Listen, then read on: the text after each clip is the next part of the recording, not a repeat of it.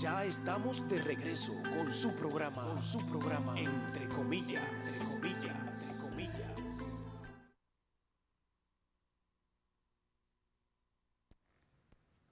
Bien amigos, ¿qué tal? Buenas tardes. Estamos en una nueva entrega de este espacio Entre Comillas, dándole gracias a Dios y a todos ustedes que nos permiten entrar en sus hogares.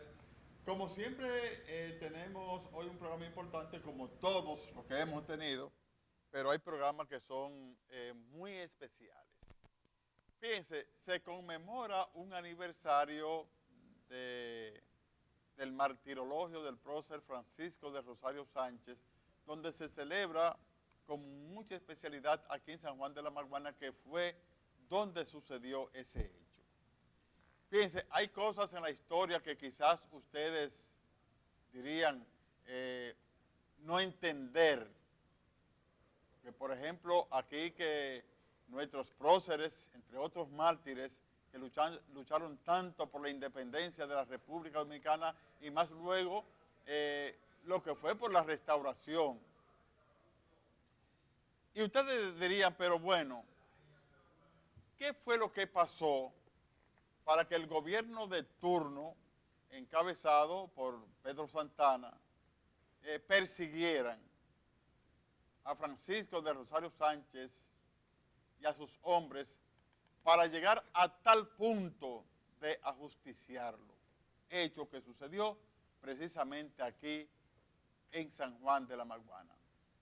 Tenemos con nosotros, para hablarnos de este tema, de cómo comenzó, al profesor Roberto Rosado Fernández, a quien agradecemos como siempre su colaboración para con nosotros, con este programa, para nutrirnos más en nuestra historia y más en este caso del ajusticiamiento de Francisco de Rosario Sánchez y sus hombres. Buenas tardes, profesor. Bienvenido tardes, una vez más. Buenas tardes a los amigos oyentes y televidentes del este país y del mundo. Importantísimo programa que no solo se ve en San Juan, sino en el país y en el mundo, tal y como Así tú es. dices. Yo estoy seguro que hay un amigo mío en España y dos amigos míos en Estados Unidos que están viendo el programa, porque cada vez que yo vengo me escriben de manera particular. Estamos mirándolo. Te escuché, te vi. Ya. Y en Austria el amigo Anelio Merán Ventura, que no se pierde este Ya. programa. Así es. Tiene que ser amigo mío, aunque no lo recuerde. Así es, así es. De todas maneras, mis saludos para él, porque sí el nombre me suena, pero la figura no me llega. Ya, sí. Bueno, nada, el fenómeno del martirologio de Sánchez, hoy el 161 aniversario de ese horrendo crimen, que es un crimen de lesa patria, porque estaba en el medio la República Dominicana y estaba por el medio algo más importante, que es la pérdida de la soberanía nacional. Pero tal y como dice mi amigo y hermano historiador Damocles Méndez Rosado, hijo de don Fello Méndez Díaz. Sí. Rafael Méndez Díaz. Rafael Méndez Díaz, que le decían Fello, sí. un gran poeta de San Juan de la Maguana. Tal como decía Damocles, es un problema de la lucha de clases. Y déjame decirte por qué, porque deberíamos también utilizar un elemento de Manuel Espinosa Rosario, que dice, no, hay que aurear. Ya.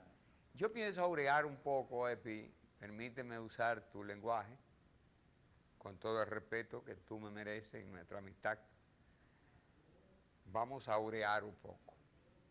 Fíjate, tras fundarse la Trinitaria, la sociedad secreta, la Trinitaria, que es la primera fuerza política que existe en el país, como diría Roberto, el primer movimiento con carácter político y con carácter organizativo, dice Roberto Casar. Ni Sánchez ni Mella estaban en el movimiento. por lo menos el día de la fundación. Pero ese documento tenía un punto importante desde el punto de vista teórico, y es que Duarte, como era su costumbre, escribió una especie de manifiesto que se llama Juramento de los Trinitarios. ¿Cuál es el valor histórico de ese juramento? Bueno, que establece la decisión de que sus integrantes luchen por la creación de la República. Asumen el compromiso de hacerlo aunque tengan que ofrendar la vida, aunque tengan que pregonar su sangre, comprometer su sangre. Y eso lo hicieron para crear una sociedad, una república libre, soberana e independiente de toda potencia extranjera. Y más adelante Duarte señaló o que se hunda la isla en uno de sus proverbiales frases.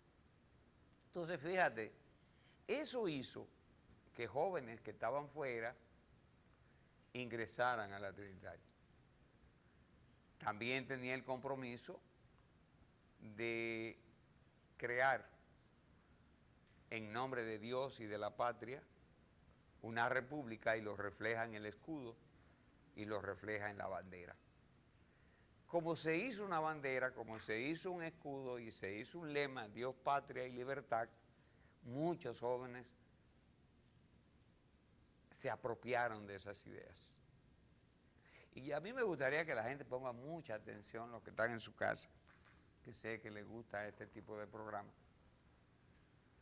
porque Sánchez ingresa a la Trinitaria atraído por la figura de Duarte, que era su líder, tanto él como Mella, y atraído por el juramento de los trinitarios que establecía ese compromiso, esa decisión por la creación de una república libre, soberana e independiente. Por eso Duarte crea mecanismos de promoción de las ideas, como es la filantrópica y es la dramática. Es interesante esto, porque Duarte es el hombre que involucra la cultura con la política, que involucra la cultura con un ideal de república y con un ideal de nación. Y por eso crea una constitución, produce una constitución que se llama la Constitución Duartiana, que lamentablemente en el momento del desarrollo de la Primera República no se pudo concebir, no se pudo aplicar, no se pudo ejecutar, justamente por lo que voy a explicar ahora. La República nace con una especie de controversia. ¿Cuál? Que para poder salir de los haitianos, los que nos habían dominado durante 22 años, el movimiento trinitario había quedado muy débil por la persecución que hiciera el presidente Charles Herrera cuando los trinitarios ganaron las elecciones municipales del 43, y cuando Charles Herrera se dio cuenta, después del meeting en que participó Duarte en la capital y en Vallaguana, mire, Charles Herrera persiguió a los trinitarios y automáticamente los trinitarios quedaron desarticulados, solo bajo la dirección de Sánchez, que a partir de ese momento asume la principalía de los trinitarios y a partir de ese momento asume el compromiso de organizar y de reorganizar a los trinitarios que quedaron desbandados. Fíjate que en una acción táctica importantísima, tanto Sánchez como Mella, que era un diplomático de la política, consiguen la unidad entre conservadores y liberales. ¿Quiénes eran los conservadores? Pedro Santana, Buenaventura Báez y un grupo de intelectuales, además de Buenaventura Báez, que encabezaba Tomás Bobadilla, y que concebían la idea de que debíamos separarnos de Haití y comprometernos con una nación poderosa que nos brindara su protectorado. En ese sentido, Tomás Bobadilla, Buenaventura Báez y los Santana ya estaban en conversación con el cónsul francés Levasseur, Mr. Levasseur, o Levasseur, dirían algunos, y ya tenían incluso preparado el escenario a cambio de la bahía y península de Samaná para conseguir que Francia nos proveyera de todas las herramientas necesarias para vencer a los haitianos y nosotros le entregaríamos la bahía y península de Samaná. Es frente a esa circunstancia que Sánchez y Mella idean una alianza con los hermanos Santana y con Tomás Bobadilla y producen el manifiesto del 16 de enero de 1844 que genera la proclamación de la República libre, soberana e independiente para los trinitarios, pero separación con Haití para adherirnos a Francia por los conservadores. Y esa lucha que tiene esa consecuencia con Sánchez en el 61 es esa lucha por la dirección del movimiento, unos para que sea república libre y soberana e independiente, y otros que para que sobreviviera bajo el protectorado francés. Una vez proclamada la República, aquel 27 de febrero de 1844, los conservadores que tenían más poder económico quedaron en mayoría, pero la contradicción existía. Esa es la razón, amigos televidentes, de que Sánchez fuera el primer presidente de la Junta Central Gubernativa y unas horas después, no muy largas, menos de 72 horas, la Junta se reúne y los trinitarios quedan en minoría en la Junta Central Gubernativa y se elige a Tomás Bobadilla. No importó que fuera Sánchez el que enestara la bandera dominicana el 27 de febrero y que pronunciara las frases Dios, patria y libertad, viva la República Dominicana, ni importó que Mella lanzara el trabucazo para lo que se pretendían marchar sin que se ejecutara, porque según ellos, como es propio de los conservadores, no había condiciones para que nosotros fuéramos una república. Como los conservadores eran los que detentaban el control del poder, pues tenían una mayoría, 7-4, y después 6-5 cuando llegó Duarte. Entonces, como ellos tenían la mayoría, no descansaron en seguir tratando con el cónsul, ahora Saint-Denis, que había sustituido al señor Levasseur, no descansaban en buscar el protectorado francés. Es por eso que a 3 meses de proclamada la República ya había reuniones para entregar la nación a los franceses a cambio de la bahía de Samaná. Y esa es la razón por la que Duarte se reúne con los trinitarios y se produce el golpe de Estado del 9 de junio de 1844. ¿Qué buscaban los trinitarios con ese golpe de Estado? Conservar la condición de república libre, soberana, independiente de toda nación extranjera e impedir que los conservadores, a través del cónsul Huchorot de Saint-Denis, la adhirieran a Francia. Entonces, esa lucha viene desde ahí, que es una lucha de característica ideológica. Por esa razón, los conservadores se reorganizan, Santana marcha hacia la capital y por algunos desconciertos tácticos de los trinitarios y una debilidad de JJ Puello en la fortaleza Osama, Santana ingresa a la capital sin que las tropas del norte dirigidas por Mella y Duarte llegaran a la capital.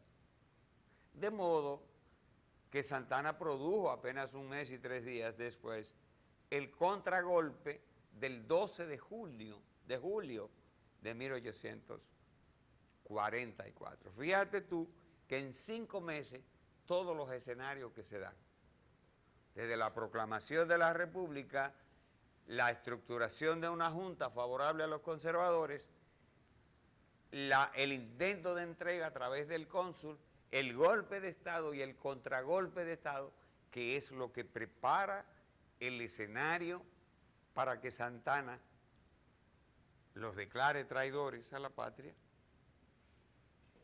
y luego prepare un escenario legal para asumir la presidencia de la República vía una constitución considerada por el artículo 210 y otros artículos como una constitución despótica que facilita un gobierno de dictadura como el que tenía Santana.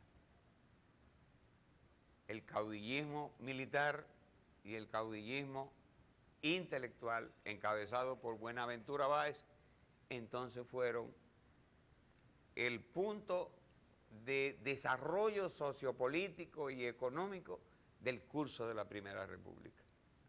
Solo varió un poquito con el gobierno de Jiménez en 1848, que fue aupado por Santana, para dejar un títere, pero este no dio pie con bola porque era más gallero que político. Ese es el que relata la descripción histórica que había que llevarle los papeles a la gallera para firmarlo, él jugando gallo. La Primera República se desenvolvió con una alternabilidad entre dos caudillos de la misma estirpe ideológica, solo con un criterio intelectual y militar. Cuando era Santana, el gobierno militar, y cuando era cuando era Buenaventura Báez, un gobierno de corte intelectual, pues era un intelectual de primera, había estudiado en Francia. El episodio que contrasta con ellos es el que se dio con los tabaqueros del Cibao en 1857, cuando la producción de tabaco, el presidente Buenaventura Báez se apropia todo esto después que había pasado el proceso de sustentación militar para la sustentación de la República con las 14 batallas en que los trinitarios fueron protagonistas entre 1844 y 1855, la del 19 y 30 de marzo, la de la Estrelleta, la de Cambronal y la batalla de Santo Tomé, que fueron las batallas decisivas para producir el retiro de los haitianos de la idea de recuperar un territorio que habían perdido en 1844. ¿Qué pasó en 1857? Que los tabaqueros eran liberales, liderados por Ulises Francisco Espaillá, Benigno Filomeno Rojas, José Desiderio Valverde, el padre Meriño y otros liberales que eran tabaqueros, produjeron el levantamiento del Cibao, porque ellos le vendieron su tabaco a Buenaventura Báez y este les respondió con cheques sin fondo. Y eso lo consideraron un engaño tan grande que la República se dividió en la República del Cibao y la República del Sur. La del Sur dirigida por Buenaventura Báez, que estaba en la capital, y la del Norte dirigida por José Desiderio Valverde. El dilema era cómo derrotar a Buenaventura Báez, que estaba en Santo Domingo. Y es de ahí que los liberales cometen el error de aliarse con Pedro Santana, que estaba en el exilio. Santana vino, armó su ejército desde el sur y llegó primero a la capital que los liberales. Entonces, no solo se apoderó del gobierno, no solo derrocó a Báez, sino que se proclamó presidente de la República y desconoció el gobierno de Cibao. Derogó la Constitución de Moca que habían creado los liberales y volvió a la Constitución de 1844 que le garantizaba el poder despótico. Entonces las diligencias de Santana para hacer la anexión obedecía, escúcheme bien los amigos televidentes, obedecía a su condición de clase social. Los ateros eran conservadores y a partir de ahí es que se desarrolla el conservadurismo y el liberalismo que todavía persiste en la República Dominicana. Entonces Santana no hizo más que al producir la anexión el 18 de marzo de 1861 cumplir con sus anhelos de entregar la nación a una nación poderosa. No hizo más que cumplir con su ideología y con su esencia de conservador, el conservadurismo militar. En consecuencia, la anexión es una obra de los conservadores, es una obra del grupo de Pedro Santana, del grupo de Tomás Bobadilla, del grupo de Hernández, del grupo de Buenaventura Báez, incluyéndolo, hay que incluirlo porque era anexionista y lo mostró en el 71 cuando buscó firmas igualito que como lo hizo Pedro Santana para anexar el país a los Estados Unidos, que gracias a Charles Sumner no fue anexado y ya eso sería materia de una discusión entre nosotros de un próximo programa. Entonces, el 18 de marzo, lo que hay es la entrega de la nación y el cumplimiento de la promesa que hizo tanto Santana como Báez de que no descansarían hasta que la República Dominicana sobreviviera sobre la base de una protección. Y por eso en el documento que Santana lee en 1861, ese 18 de marzo, dice que fue un error de los dominicanos salir de la madre patria en 1821. Se refería a la independencia efímera de José Núñez de Cáceres. Aquel documento que decía que de nada nos ha servido ser fieles a la madre patria.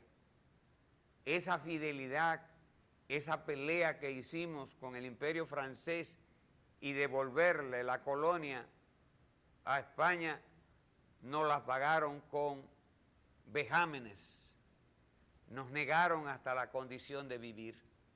Y por eso fue que Núñez de Cáceres dijo, no más dominación. Cometió el primer error de no concertar primero con Simón Bolívar antes de proclamar la independencia efímera. Olvidó que Simón Bolívar tenía un compromiso con Alexander Pétion, con el proceso revolucionario de los haitianos y los haitianos con Alexander Pétion, con el proceso revolucionario de la Gran Colombia, o lo que se ha llamado la descolonización o la independencia de las colonias españolas en el continente. Entonces todo eso lo toma Pedro Santana para decir que eso fue un error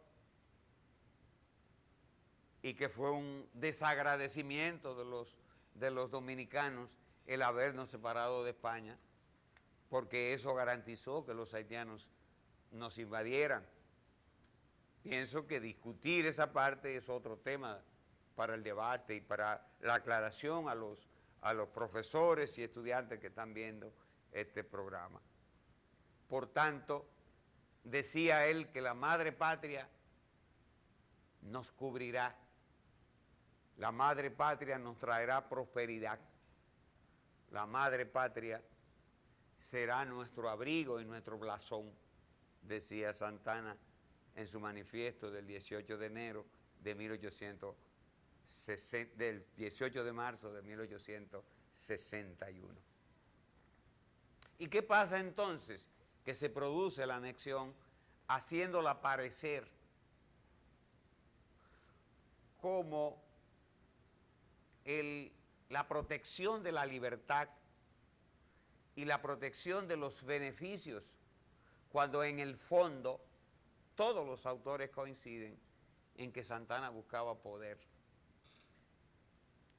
en que Santana quería que lo nombraran como representante máximo de la corona y que lo nombraran como representante del ejército dominicano con la insignia española. Lamentablemente no fue así. En el país se produjeron inmediatamente reacciones. La compañera Rocío Báez esta mañana mencionaba las reacciones de Neiva, de Baní, de La Vega, de San Francisco de Macorís, las reacciones en Puerto Plata, y Sánchez, que estaba en Saint Thomas, emite para mí el documento que catapulta a Sánchez como padre de la patria y que lo catapulta como un liberal antiimperialista. Estoy afirmando esto porque el manifiesto de Sánchez comienza diciendo: estoy tratando de memorizar, como todo lo que he hecho esta tarde. El documento señala el déspota, el traidor, el plagiario de los tiranos, quiere eternizarse en el poder a costa de la muerte de la patria. Y eso constituye un crimen de lesa patria. También Rocío hacía referencia a eso hoy. Y por esa razón Sánchez llamó a los dominicanos a las armas y decía él: dominicanos a las armas, derrocad al traidor, derrocad al tirano y no vaciléis en haceros libres, soberanos e independientes de toda potencia extranjera. En ese caso se refería al entonces presidente Pedro Santana. A Pedro Santana se refería porque a él todavía las huestes españolas no habían venido a posesionarse en el ejercicio ya del poder como producto de la proclama que había hecho. Eso se da inmediatamente después de la proclama. ¿Y qué hace Sánchez? Que emite otro manifiesto, porque él formaba parte del movimiento de la regeneración dominicana. Y le decía: mis queridos hermanos, no es momento para la vacilación. Eso me recuerda el Che Guevara. No hay momento para la vacilación. La República Dominicana está en peligro y el déspota no debe salirse con la suya. Acompáñennos. Y por eso es que Sánchez crea un grupo de hombres en Saint Thomas y marcha hacia la República Dominicana con la finalidad de cumplir lo que dice su manifiesto. No vaciléis en dejaros libres, soberanos e independientes. Y así cumplir la afrenta de los dominicanos que nos ha hecho el déspota Pedro Santana. Hay que leer ese manifiesto y hay que leer ese otro manifiesto dirigido al movimiento de la regeneración dominicana. Entonces, por esa razón es que Sánchez llega a Haití y ahí está el presidente Fabre Gefrard, con quien el gobierno de Buenaventura Báez había hecho un pacto en 1856 que establecía un alto al fuego, y eso se convertía en un argumento para que Santana no hiciera la anexión, porque aquí no había peligro de invasión. Los Estados Unidos habían reconocido la independencia dominicana, España había reconocido la independencia dominicana, Inglaterra y Francia habían reconocido la independencia dominicana. Entonces no había razón más que no sea el convencimiento que tenía Santana de que debíamos recibir el protectorado de una nación poderosa. En consecuencia, cuando Sánchez llegó a Haití, le dijo a Fabré-Gefran, mira, nosotros dos, con la presencia de los españoles, tenemos el mismo peligro. Si ocupan la República Dominicana, los próximos son ustedes para volver a su condición de colonia, como lo fueron desde 1492. Tiene que ayudarnos. Pero Santana, de este lado, hizo una propaganda, de esa propaganda marzana que hacen los déspotas, los gobiernos títeres, los gobiernos reaccionarios. Diseminó en toda la República Dominicana de que Sánchez había venido a Haití, se había aliado con los haitianos para volver a la República Dominicana, invadirla y recobrar su condición de imperio. Por eso es la frase de Sánchez, que dice, entro por Haití porque no puedo hacerlo por otra parte. Pero si alguien osara enmancillar mi nombre, decidle que yo soy la bandera nacional. Mira, esa frase separa a Sánchez de todos los revolucionarios. Lo catapulta como padre de la patria, lo catapulta como nacionalista. Es bueno que lo sepan esto.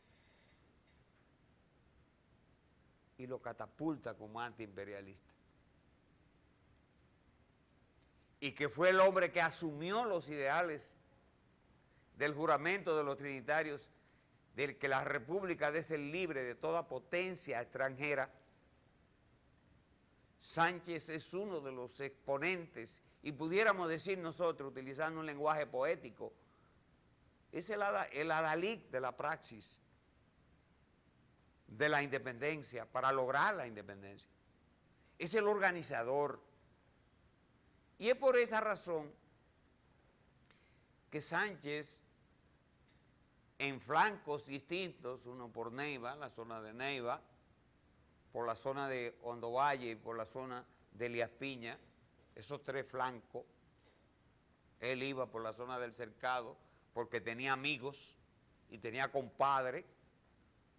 Santiago de Olio era su compadre.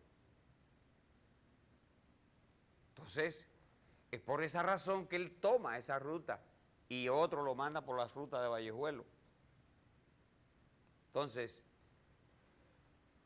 ese momento histórico, que casi no lo analizan la mayoría de nuestros profesores de historia de la secundaria, a mí me toca aclararlo en la universidad. Bueno, porque hay una cosa importante, existe una debilidad de lectura en el profesionalismo dominicano que no se puede esperar tampoco que dominen esos temas que son de esencia de lucha de clase. Y para eso hay que, como decía Juan Bosch, para eso hay que leer. Y no solo leer, leer mucho, asimilar y hacer analogías. Sí, porque la situación, o sea, Juan Bosch en la composición social dominicana. La situación no es leer, si usted no retiene ni entiende lo que está leyendo. Y ni repetir lo que dice el autor, sino tú asimilarlo. Exacto. Como yo trato de lograrlo con mis alumnos, por eso lo pongo a hacer síntesis, a hacer párrafos interpretativos. Porque si no hacen eso, no pueden interpretar estos fenómenos que son de la lucha de clases. La historia es simple, solo que tú tienes que asimilarla y ubicarte en el proceso en que ocurren los hechos. Es por esa razón que traicionado Sánchez, su flanco, en el Cercado es herido en Juan de la Cruz, traicionado por Rumaldo Montero y traicionado por su compadre Santiago de Olio, que era el jefe de la comandancia, que se consideraba un aliado de él para que él avanzara por la parte de Vallejuelo, porque la idea era llegar a la capital. José María Cabral venía por aquí. Entonces, ¿qué significa eso? Que una vez herido Sánchez en Juan de la Cruz, es trasladado a San Juan de la Maguana y el día 3 de julio, un día como ayer, frente a Bellas Artes, por donde está el monumento a Sánchez, ahí otro sanjuanero que era compañero de él, porque Sánchez era abogado, parecía ser su amigo. Entonces a él le correspondió juzgar a Sánchez. O sea, que fue traicionado por Fue amigos traicionado cercanos. por su colega y fue traicionado por su compadre en el cercado. No tienen nada que ver los cercaderos de hoy. Eso es no hay por qué decir a los cercaderos que son traidores por esa razón. No fueron traidores aquellos, porque la historia es epocal. ¿Qué pasa entonces, mi hermano Conde? Que en el juicio aparecieron mucha gente, la Iglesia Católica, personalidades de Santo Domingo, le pidieron a Santana que los exiliara o que los apresara y posteriormente los juzgaran en un juicio sano, oral y contradictorio. Como dice mi amigo Sobieski, la sentencia estaba dictada desde el palacio. Esa frase es de Sobieski de León. No le interesaba al gobierno de turno juzgarlo. Sí, la condena estaba decidida, sí, diría yo, interpretando sí, lo de Sobieski de León. La condena estaba decidida. Sánchez, en un gesto de lo que nosotros sabemos, conocemos de valor, y recordando la sentencia de su hermana, María Trinidad Sánchez, que el día 16 de junio se cumplió un año más de su asesinato, y María Trinidad, que la estaban obligando a delatar a sus compañeros de movimiento trinitario, señaló, le dijo a sus verdugos que en mí se ensuelva la causa de la patria. Quiere decir, máteme a mí. La mataron a ella y a su tío Gavino. Y Sánchez, en ese momento del juicio, solo le pidió al padre Barrientos, que estaba en Juan de Herrera, y que lo envolviera en la bandera dominicana. Porque él dijo, yo soy la bandera nacional. Y ese es un valor extraordinario. Cuando el padre Barrientos lo envolvía, le pidió la Biblia, porque los trinitarios eran también cristianos. Asumieron el lema de Dios, patria y libertad, y recuérdese usted que en el escudo nuestro está la Biblia en uno de sus salmos. Y eso es interesante porque demuestra que la República se creó con una aureola de cristianismo y liberalismo. Que la libertad se veía en función del cristianismo y del liberalismo. Entonces, el famoso manifiesto de Sánchez, el otro manifiesto que los autores llaman con mucha justeza, que fue una proclama en que Sánchez pedía que a sus compañeros los liberaran y que la muerte le acompañara a él por ser él la persona que los convenció para que vinieran a luchar por la restauración de la República, porque fue él quien buscó los recursos materiales y militares para venir a esta contienda, y que como en todo lo que significa la causa de la patria, la sangre de los Sánchez ha corrido por la borda. Los Sánchez han pagado el precio de defender a la patria y defender una idea de que la república ha de ser libre, soberana e independiente. Y como eso ha ocurrido en el curso de la vida republicana, que apenas tenía 17 años, que en él se ensuelva y que liberen a sus compañeros. Pero como te dije antes, la decisión estaba tomada desde el palacio. La sentencia la había ordenado Santana y no valían méritos de los abogados, no valía argumentaciones del derecho, de la jurisprudencia que convenciera o que obligara a Domingo La Sala a no dictar sentencia. Pues si no lo hacía, pagaba por su vida. De modo que ese 4 de julio de 1861, en ese mausoleo que se hizo en honor a Sánchez, que está en el cementerio municipal de San Juan de la Maguana, que paradójicamente le pregunté ahora a un grupo de estudiantes que recibí en el curso de verano y ninguno habían ido al mausoleo ni sabían que existía el mausoleo. Lástima, mis hermanos de la secundaria, hagan tour con sus alumnos, que aquí hay muchos lugares donde ir para hacer tour y enseñarle a los jóvenes la historia dominicana.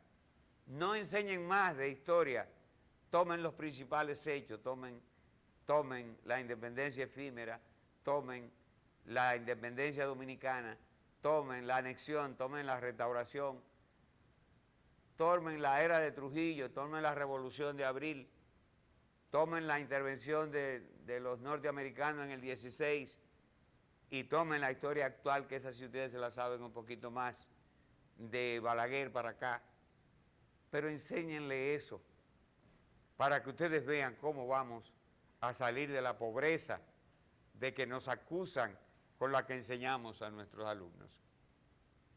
Mira, la muerte de Sánchez, el asesinato de Sánchez, no se quedó ahí,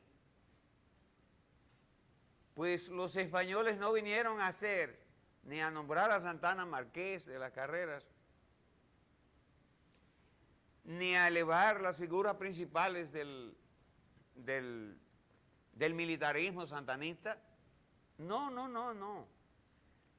Los españoles vinieron con una burocracia dirigente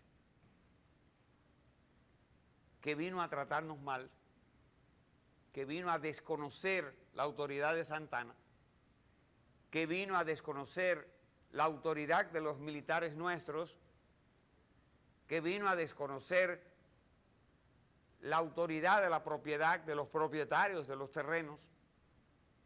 O sea que vino a crear unos mecanismos de ofensa a la sociedad dominicana, por lo que la restauración quedó abonada con la muerte de Sánchez y con la actitud asumida por los españoles, y es por eso que la guerra de la restauración se creó con una idea de los liberales, que la sangre de Sánchez sirvió para abonar y acelerar el proceso de la restauración. El éxodo que se produjo entre todos los sectores, el éxodo entre los militares, los religiosos, la comunidad rural, la comunidad popular, bajo la dirección de los liberales, que entendieron que ellos y solo ellos podían producir la restauración de la República y que no podían repetir los errores del 43, los errores del 57, que no podían repetir esos errores en que asumieron la alianza con los conservadores y salieron perdiendo de ambas. Esta vez no querían perder, y bajo un manifiesto que le advertían a la reina del peligro del peligro a que ella se exponía por haber aceptado las mentiras de justificación que le hizo Santana para producir la anexión. Si deja su ejército, su majestad, se lo vamos a devolver hecho añicos. La población dominicana le va a mostrar en el campo de batalla que la República Dominicana no estaba de acuerdo con lo que hizo Santana y se ha organizado para recobrar la nación. Y por esa razón, la restauración es una obra de la pequeña burguesía liberal. La restauración es una obra de los campesinos, es una obra de los sectores urbanos, es una obra de los religiosos, es una obra de la sociedad dominicana. Es por esa razón que las figuras como Gregorio Luperón, Santiago Rodríguez, Benito Monción, los hermanos de Jesús García, entre otros héroes dirigidos teóricamente por Ulises Francisco Espaillá y por el padre Meriño, por Benigno Filomeno de Rojas, fueron los hombres que guiaron un proceso hacia lograr lo que muchos autores han llamado la verdadera república, que no es más que la recuperación del principio de los trinitarios establecido en su juramento de los trinitarios en 1838. En síntesis, el martirologio de Sánchez es una obra tan importante que lo catapulta a él como antiimperialista, como esencia de los liberales, como el organizador y como el hombre de ímpetu revolucionario antiimperialista, y por eso es que su sangre derramada sirvió para que un grupo de patriotas encabezado por Luperón y Rodríguez lograran la restauración de la República. Bueno, gracias, profesor Roberto Rosado, por este momento histórico. Este programa siempre recuerda esos hechos históricos de la República Dominicana, así por eso siempre que le llamamos, el profesor Rosado siempre dice presente, a quien le agradecemos sobremanera este aporte a los sanjuaneros a través de este espacio, entre comillas. Señores, gracias por habernos acompañado en los controles. Joel Medina en cámara de La Rosa y aquí Rafael Méndez. Señores, hasta mañana si Dios lo permite.